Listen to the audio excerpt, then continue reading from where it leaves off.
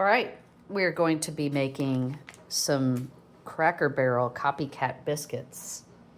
And this recipe, which I have written down right here, it follows a popular one off the internet, except I put one additional ingredient in here, which is cream of tartar. This lends itself to making the biscuits have this special texture. You don't put very much, but it is super helpful. My Aunt Betty swore by that. So making southern biscuits with like a northern biscuit twist. So that's what's going to happen. So what I start out with is the 6 tablespoons of cold butter. And I'm using a pie crust smusher, whatever this is. And I'm going to go ahead and throw flour in there. I got to stop saying go ahead. Nothing more annoying. So the whole concept of how to get your flour out of a bag, this is something that a lot of chefs are not going to explain to you, but you don't want to take the flour bag and dump it into the cup. Instead, your baked goods are going to turn out better. And I'm going to actually tear this bag for a second so I can get into it. Stick with me. There we go. All right. You want to sort of spoon your flour out of there. So that's what I'm doing. I'm dipping it into the bag and I'm going to get it out. It's better if you take a large spoon and literally spoon it into your cup measure. So that's 1 cup. Here's the second one. I'll show some more of that kind of activity on my other recipes. It looks pretty good. Okay. And then we can add some more of our dry ingredients at this point. I need to get a measuring spoon. Here. You see my low-tech kitchen? All right, so we got this. And I'm going to put a 1/4 teaspoon of the cream of tartar in there for this recipe. It's about how much we want. And in the next room, I have got my oven preheating to 425 degrees, which is really hot. There's my 1/4 teaspoon. Oh boy, that was a half. So here's how you fix that. I put a little too much. And figure out where I was there. I'm going to take that out. Put it somewhere else. Dump it in a cup. All right? It's fixable. Here's our recipe back here. The other dry ingredients are going to be our 1 tablespoon of sugar. I have my bag of sugar right here. And toss that in there.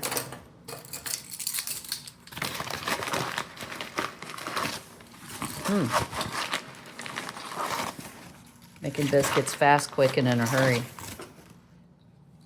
There is that. And then it also calls for 1 teaspoon of salt. Here's the teaspoon guy right there. Going to do our salt. I'm going to use this coarse sea salt. Somebody named Tony. I don't know who Tony is, but this is a pretty high quality product. I actually really like it. Any Tony fans out there, you might be able to explain it to me. You know who Tony is? Get in the comments. Tony is a beast, making this good sea salt. All right, put the lid back on that. And so let me see if we have any more dry ingredients that are going to go in here. So the whole thing here is to put all of your dry ingredients with the flour in with this butter that's been kind of nominally chopped. Don't know if I'm using that word nominally correct. And I'm going to now take this tool and just kind of whomp on it. What this does is it cuts the butter up into smaller particles so that it mixes with the flour. And you want to just keep doing this because what you're trying to achieve is a cornmeal-like texture of the flour and butter thing. And these little tines are going to get the butter in it at first, quite a bit. But if you keep circling around, and circling around, and circling around, Use the bottom of it to kind of scrape. Some people could probably wind up using like a hand mixer of some kind to do this. I like to do it this way. I feel like I have enough control. I'm just going to go around in a circle. This doesn't take very long. So that's mixing up all of our dry ingredients with the butter. And believe me, this is a pretty darn great biscuit recipe. Oh shoot, I forgot the baking powder. I knew I was forgetting something. We can add that right now.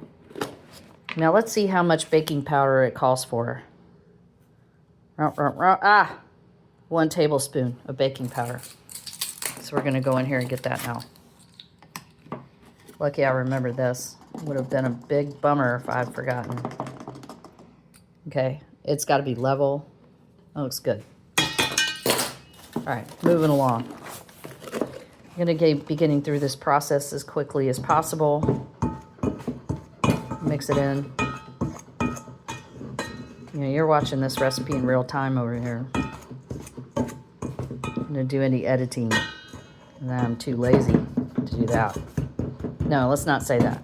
Let's say busy. Anybody that wants to call you lazy, you know, just turn that right around, turn it back at them, tell them you're busy. Why didn't you do that? Oh, I was busy. Anybody that knows me knows that I'm not lazy. Not anymore, anyway. All right. We're gonna just keep chopping and scraping. You could probably do this in a food processor if you want to really be fancy. I'm not really sure that it's gonna get the exact texture that you want if you're doing that.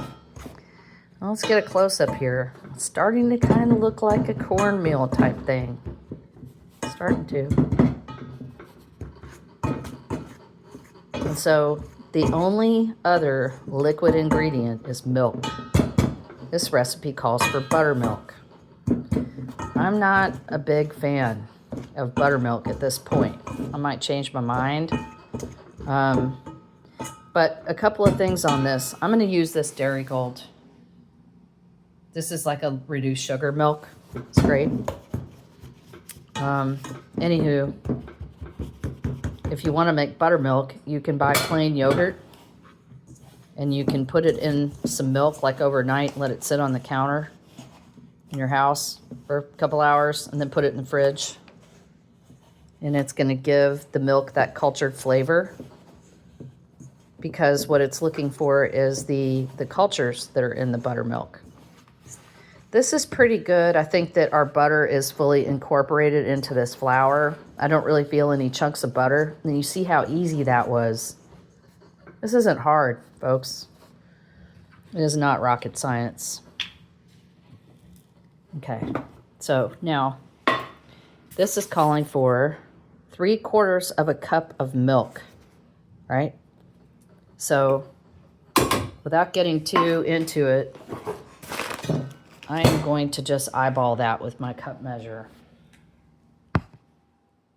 because I'm busy. And that's really where we want to be. That's 3/4 of a cup of milk. I'd say that if you want to be exact about things, be careful with that. And then we'll use this guy to get moving on that. Get all this figured out. My oven, I can smell it. It is hot back there. Okay, so we've got that kind of blended in a little bit.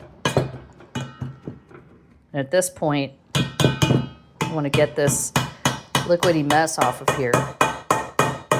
Play the tambourine for a minute to get it off.